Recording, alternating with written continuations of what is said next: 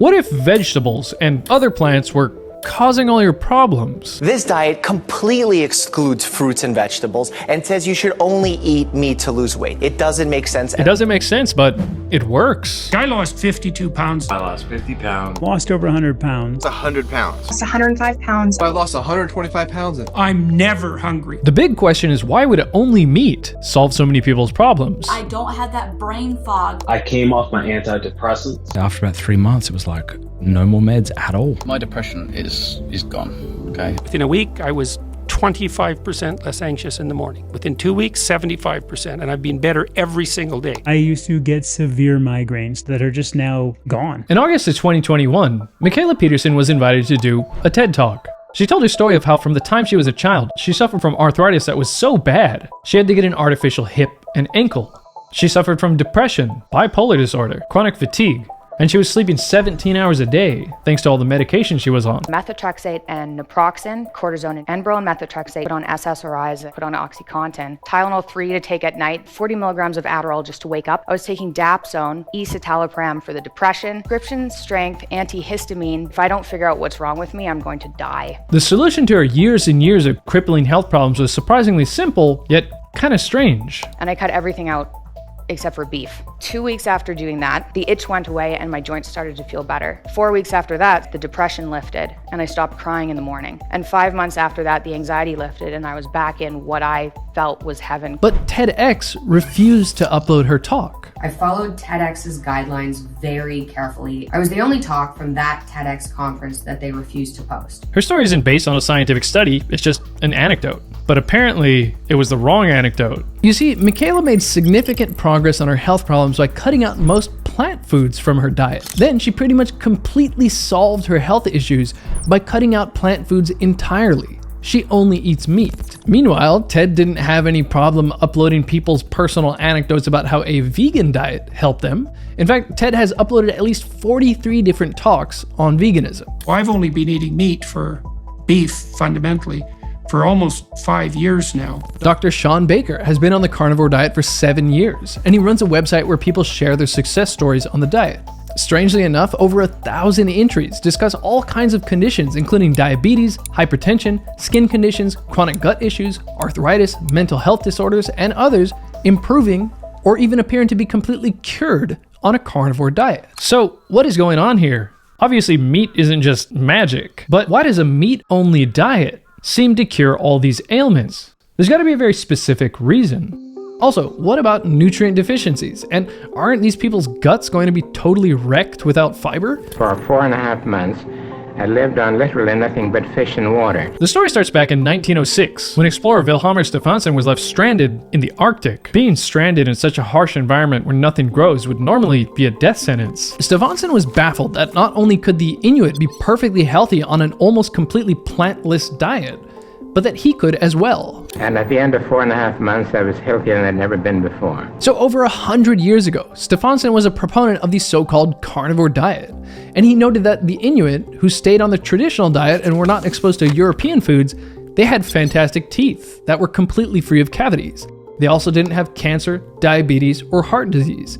And lastly, no, they did not have scurvy. It still seems to be a puzzle why people like Sean Baker, who has been eating mainly just cooked steaks for 7 years, mysteriously doesn't have scurvy. One reason he might be protected from this is that meat, especially if it's raw, does in fact have a little bit of vitamin C. Further, your vitamin C requirements may be far lower if you don't eat any carbohydrate because glucose actually inhibits vitamin C transport in the body. In fact, in Stefansson's 1936 article, Adventures in Diet, he noted that men could be cured of scurvy if they were transitioned to a meat-only diet. You see, back in the early 1900s, people didn't believe it was possible to live on an all-meat diet and thought that the less meat you ate, the better for you. It was thought that meat would cause arthritis, hardening of the arteries, high blood pressure, and kidney damage. So Stefansson and his friend Karsten Andersen volunteered to eat a meat-only diet while under supervision at Bellevue Hospital for an entire year. Some of the investigators thought that the men would die in under 3 months on this diet. At one point in the experiment, Stefansson was feeling unwell and had some gastrointestinal issues. But this was because he was instructed to eat lean meat. Stefansson had known just how important eating plenty of fat is in the success of the diet. In fact, his book on the topic is called Fat of the Land. Stefansson began eating much more fat and all his problems went away.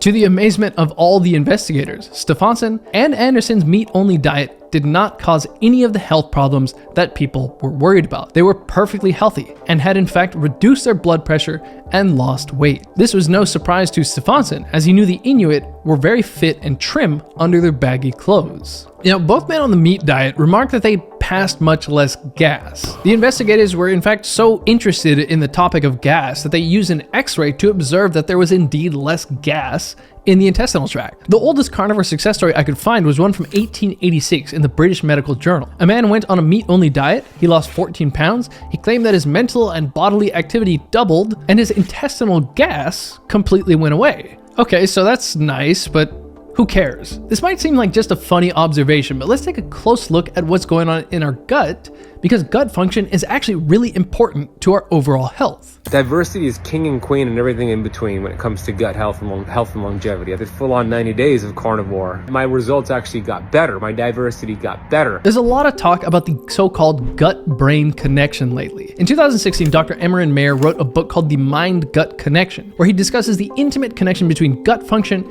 and mental issues like anxiety or depression. In fact, 5 different studies on various groups of people all found that constipation was associated with depression. Another study published just last year found constipation to be correlated with major depression in American adults. Now, these are just correlations, but other studies have found that people who have the inflammatory gut condition, IBS, to have significantly higher levels of anxiety and depression. Interestingly, you'll find plenty of anecdotes online of people claiming to have resolved their gut issues and depression on a meat-only diet. All bloating and indigestion, GERD, anything like that, it's completely gone. This is very effective for dealing with depression. You do feel a level of both mental clarity, and then even digestive health was really good after the first 8 days. Now I no longer suffer with anxiety. I no longer suffer with depression. On the other hand, there have been cases of long-term vegans finally quitting their high-fiber diet specifically because it caused so many gut issues for them. Hurting my stomach bloating, bloated a lot, bloating, bloating, really bad gastrointestinal issues, digestive illnesses like this that were so severe. My intestines were actually bleeding. Really bad pain after I would eat, and blood in my stool. We've been told that the gut absolutely needs fiber. We need calcium for strong bones,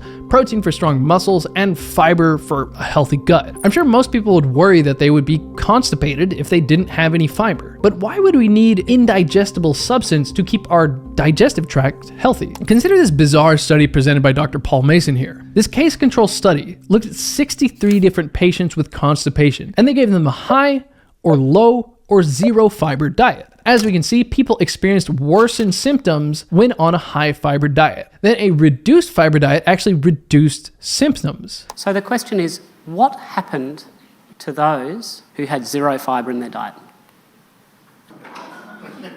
This is not a mistake. I didn't just forget to put something in the slide there. Not one patient on the zero fiber diet had any symptoms.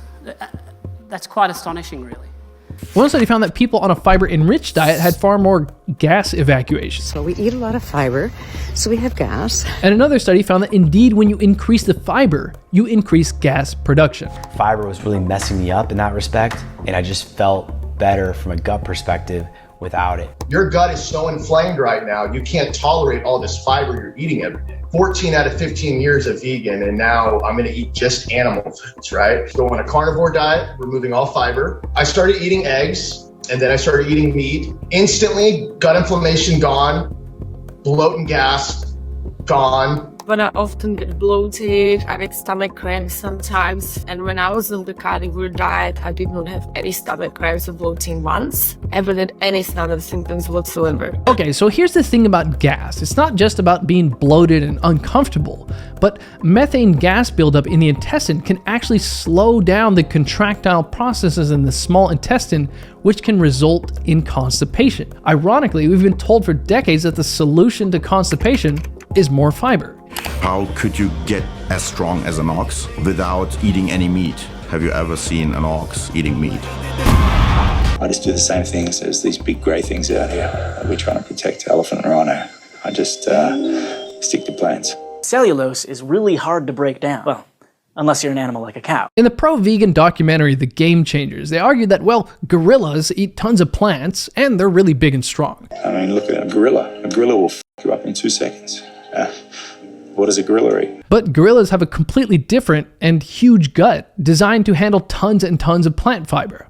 Gorillas, by the way, are well known for constantly burping and passing gas throughout the day. And also, they burp a lot and they are incredibly gassy. They are actually burping and farting a lot as well. The thing about our guts is that they were specifically adapted for eating meat and fat. It's well known that during our evolution, our brains suddenly and rapidly increased in size. At the same time our brains got bigger, our guts shrank. This trade-off meant that more energy could be allocated to our energy-expensive brains. But now, with smaller guts, we would have had to rely on more efficient, calorie and nutrient-dense foods like meat and fat. Our gut is excellent at completely digesting meat, thanks to our stomach acid, which is actually even stronger than many carnivorous animals. Okay, so what happens when you eat only meat? This woman feeds her show cats an all-meat diet. So I do raw meat. I add little chicken hearts on top. He loves the hearts. She brags that one of the benefits of this is that there is considerably less poop to deal with. 98% of what they eat, their body absorbs. It's 1 week's worth of poop in this entire bag for all these cats. Vilhjalmur Stefansson, too, noted that he straight up reduced his poop production by about 80% when he ate a meat-only diet. That doesn't mean he's constipated. That means that the majority of what he eats is completely digested, so he doesn't have as much stuff to deposit into the toilet. And similarly, today, many people are reporting that on the carnivore diet, they simply produce much less waste. So I listened to the doctors, I ate more fiber, I consumed more plants, and I ended up losing my entire colon. Kent Carnivore probably has the clearest evidence of how much easier meat digests than plants. He had to have his colon removed, so rather than using the toilet, he has to empty a colostomy bag which is connected directly to his small intestine, meaning he can see exactly how things are digested. I've eaten both a plant-based diet, even since having this bag after my surgery, and eating a carnivorous diet. As I wear a bag, I can actually see, because I empty this thing multiple times a day, all animal products, right? Even red meat, they are all broken down entirely. Think about now plants, right? You find plants in your poop. If you just swallow pieces of sweet corn, carrot and peas and stuff like that, they're still there intact. Red meat, it's a breeze. He now sticks to a carnivore diet for several health benefits, including dramatically better digestion and gut health. I create very little gas and wind in the bag, right? Doesn't really happen so much. When I was eating plants, my bag filled up with air like I was blowing it up like a balloon. Now, before we move on, let's finally look at a 2021 study that surveyed 2,029 carnivore dieters. 531 people said that they were doing the carnivore diet specifically to try and treat gut issues. I'd bet the average doctor would worry that this diet would worsen their patients' gut issues. But the complete opposite happened. Almost everyone, 97% of 531 people, improved or completely resolved their gut condition by eating a zero fiber, zero plant food diet. At the end of the day, I'm not trying to argue that fiber is bad for everyone, but it certainly seems to be the case for some people. Further, the idea that we all absolutely need fiber clearly isn't right. The idea that you need fiber, it's like, no, you don't. That's wrong. And are plants necessary? Doesn't appear to be. You can live on meat. Now, I know it's hard to make sense of this when we've been told for years about how fatty meat causes heart disease and all these other problems. People have been claiming that meat causes this or that ailment since the early 1900s, which is why people were baffled when Vilhjalmur Stefansson and Carsten Andersen had success on a year of just meat. Actually, just recently, Harvard claimed that red meat is linked to diabetes. Ironically, that earlier study on 2,029 carnivore dieters was done by a team of researchers out of Harvard University. While we're limited to just this one paper, it does suggest that if the carnivore diet could be sold as a pill, it would immediately be the absolute best diabetes drug on the planet. 402 of the people in the study said that they went carnivore to manage their diabetes or insulin resistance. Insulin resistance is basically the first step that leads to diabetes. The carnivore diet was so effective that 74% of these people completely resolved their diabetes or insulin resistance, and 24% of them improved their condition. Putting that together, that's 98% of them experiencing a benefit from a meat-only diet. So, how could red meat cause diabetes if an only meat diet seems to be fantastically effective for treating diabetes? Actually, a Dr. John Rollo famously cured 2 diabetic patients way back in 1797 with a diet of only meat and fat. Okay, but before we move on, here's the other thing. A 2009 paper says that insulin resistance itself is likely the most single important cause of heart disease. Okay, so then how can red meat and saturated fat cause heart disease if insulin resistance is the most important cause of heart disease and a diet of only meat and fat reverses insulin resistance? When I first heard about this diet, I wasn't surprised that many people had benefits. After all, the diet cuts out processed food, wheat, soy, sugar, and vegetable oils. What really surprised me was that people were still experiencing improvements when switching from a very clean diet of just meat and greens to meat only. I have to cut out the goddamn greens. Within a week, I was 25% less anxious in the morning, and I've been better every single day. So why would cutting out the greens be good for some people? The simple fact is that the animals we eat will try to protect themselves by running away. Plants can't run away, so they have to protect themselves by attempting to poison whatever eats them. We learned 20 years ago that Brussels sprouts alone had over 136 identified human carcinogens in them. But also spinach, kale, lettuce, celery, cabbage, cucumber, broccoli, every plant that you've ever come across in the grocery store. And not a single one had less than 60 known human carcinogens in them. I'm telling you, this is why kids, no one likes Brussels sprouts, right? You know, that bad taste, that bitter taste is your brain and your tongue. They can tell you, like, hey, this is bad for you, spit it out. Plants are trying to kill you. How are they, Ralph? Good? They taste like burning. Many everyday plant foods can be very dangerous to your dog, like avocados, chocolate, chives, garlic, onions, leeks, coffee, tea, grapes, macadamia nuts, walnuts, mushrooms, and other things. Plants create toxins because they're trying to prevent us from eating them. We of course know about all kinds of human allergies to plants like peanuts, tree nuts, soybeans, and wheat. But there are various other plant toxins that some people can react to. The foods that are the worst, right, in terms of what's going to cause the most inflammation, the most gas, obstructions: mushrooms, celery, cabbage, carrots, onions, nuts and seeds, pineapple, mango, brown rice. Oh, Daddy, this tastes like Grandma. In 2013, 5 little girls went to the hospital with second-degree burns after getting lime juice on their skin. A compound in the limes made their skin extremely sensitive to UV light. In 1989, a diabetic alcoholic man died just a few hours after eating tons of sorrel soup. Sorrel is similar to spinach, and like spinach, it has plenty of oxalate. A paper on oxalate-induced kidney damage presents several case reports confirming kidney damage in people ingesting a large amount of oxalate-rich foods like peanuts, cashews, almonds, black tea, celery, beets, spinach, and so on. There are all kinds of other plant toxins. For example, the gliadin protein in wheat can damage the gut lining.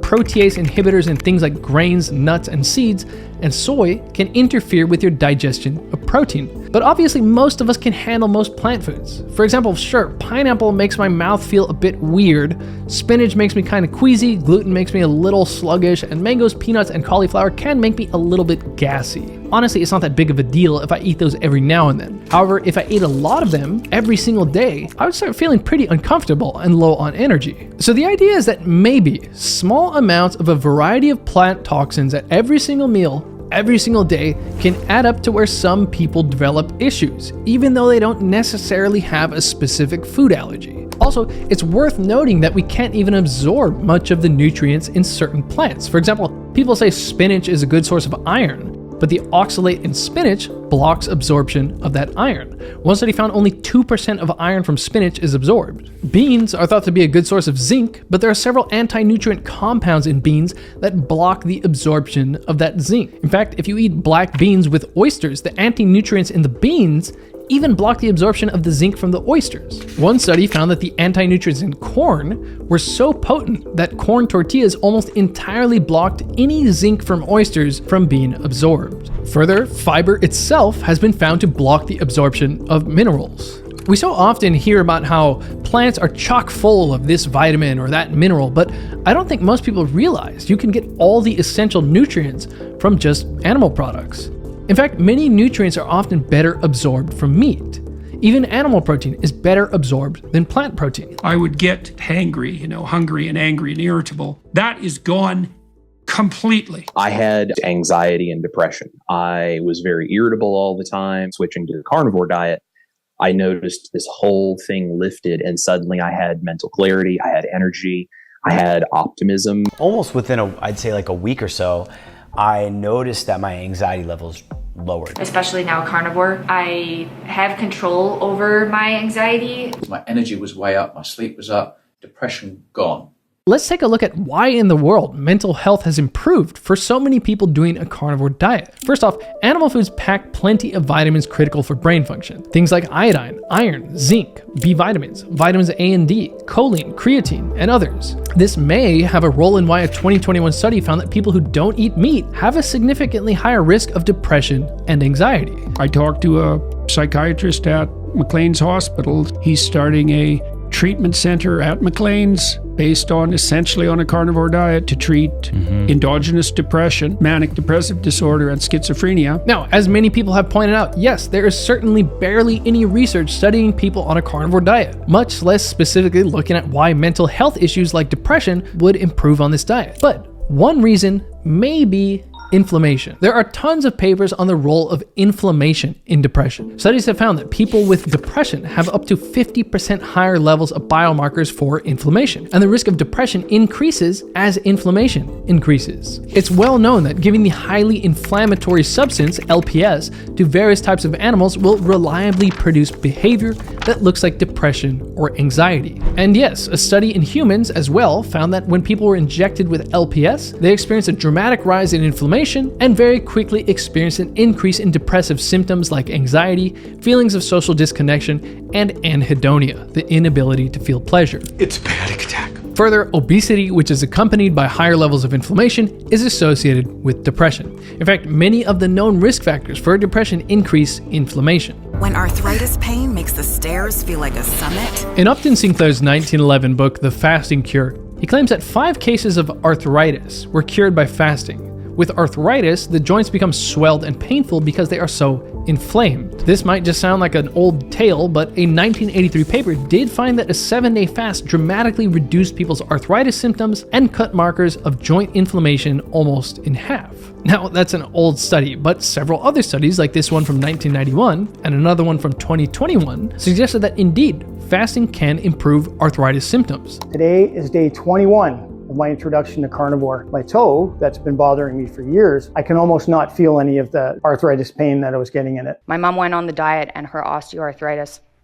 went away. One of the huge health issues that Michaela Peterson fixed on her carnivore diet was arthritis that was so severe that she had to have surgery to replace the joints in her ankle and hip. Now, Michaela wasn't fasting, but the similarity between carnivore and fasting is that they both put you in ketosis. When you stop eating carbs for long enough, you go into ketosis, which is where your liver starts producing ketones from fat. And it's been clear since 2008 that increasing ketone production reduces inflammation in humans. I had a host of inflammatory conditions, including peripheral uveitis, and it disappeared completely, along with psoriasis and gastric reflux disorder. There are now a lot of papers on how anti-inflammatory keto is. In the textbook Ketogenic Diet and Metabolic Therapies, there's a whole chapter dedicated to keto's anti-inflammatory properties and how keto may help certain inflammatory diseases. Remember that inflammatory substance LPS that researchers injected in rodents and humans to cause inflammation and anxiety and depression-like symptoms? This study found that ketosis is so anti-inflammatory that rodents doing a keto diet were significantly protected from the inflammatory effects of that LPS injection. Okay, so there is a serious lack of research on carnivore diets and mental health, but there is a decent amount of research finding keto diets to be beneficial for depression. Almost my whole life being depressed, with taking methylated B vitamins and going onto a ketogenic diet, I have been medication-free and completely symptom-free for 3.5 years. He was diagnosed with bipolar disorder. I was so manic, I was so psychotic. Matt saw more than 40 clinicians, tried 29 different medications. I was taking all the medication as prescribed, and I was still sick. In 2020, Jan reached out to Dr. Christopher Palmer. His suggestion for Matt, a ketogenic diet. Matt started a medical keto diet. It was life-changing. I'd gone manic every March, I had to take 20 milligrams of this medication or more. I went on the diet. March of 2021, I sailed through 5 milligrams of this medication. No symptoms of hypomania, zero. Now, inflammation isn't the sole reason ketosis is good for mental health. For example, Dr. Chris Palmer explains that the key benefit of a keto diet is that it is correcting defective metabolisms. And he says that mental disorders are actually metabolic disorders affecting the brain. But in any case, unless you're eating a ton of dairy or barely any fat on a carnivore diet, you're very likely going to be in ketosis. But as we already discussed, several people experience further mental health benefits when transitioning from a low-carb keto diet to a completely carnivore diet. That's a bit puzzling, but it may be because these people are especially sensitive to those toxins that plants make to defend themselves. And it's really quite something seeing these people. They're still shell-shocked by the transformation, because it's really something to lose, say, 150 pounds in a year. When I interviewed my wife and we talked about her carnivore diet, I'd say 99% of people had the exact same story as her. Well, and I've met literally hundreds of people on my tour, they show me pictures. But it was going to be a 30-day experiment. I thought, how bad could it be, and here I am 10 years later. So is this the perfect diet you should be doing forever? Well, Jordan Peterson and Dr. Sean Baker are two famous cases of doing this diet for extremely long, over 6 years straight, and they're doing great. This isn't the case for everyone though. But after a year and a half, I quit the carnivore diet. I know that, like myself, there are a lot of people who eat carnivore or ketogenic diets and they run into issues. Dr. Paul Saladino was a very prominent advocate of a pure carnivore diet. I don't think there are any risks to eating animal foods exclusively. There are no risks. Eating a carnivore diet led to full resolution of my autoimmune condition, eczema, itchy rashes, and asthma that I'd had for my whole life. He even wrote a book about it in 2019. Finally, he ended up introducing some specific carbohydrates into his meat-heavy diet. Because he was having electrolyte issues, his free testosterone was lower, and his thyroid function was lower. So why exactly the diet stops being magical for some people is a big question for another time. But for now, one issue that people can run into while on a keto or carnivore diet is low electrolytes. Which brings us to the sponsor of this video, Element. Plenty of fasting benefits from carnivore, keto, or even fasting come from reducing insulin. But reducing insulin will have you pee out more electrolytes. So adding electrolytes to your water can really bring your energy levels back up. I've done a carnivore diet and I've found I felt much better, especially in the adaptation phase, when I add a bit of salt and electrolytes from Element to my water. Especially if I felt like I didn't have as much energy at the gym as usual, a bit of salt and some Element was my go-to fix. Actually, even if I'm not doing carnivore or keto, I find Element keeps my energy levels up. Element tastes great, and my favorite thing is its simple ingredients. It has a balanced mix of electrolytes, sodium, potassium, and magnesium, along with natural flavors and some stevia. A whole serving only has 2 carbs. If you want 0 carbs, there's also a raw and flavor type. If you go to drinklmnt.com/whatI'veLearned, you can get a free sampler pack with any purchase. Also, be sure to try the new Element Sparkling. It's a bold, refreshing 16-ounce can of sparkling electrolyte water.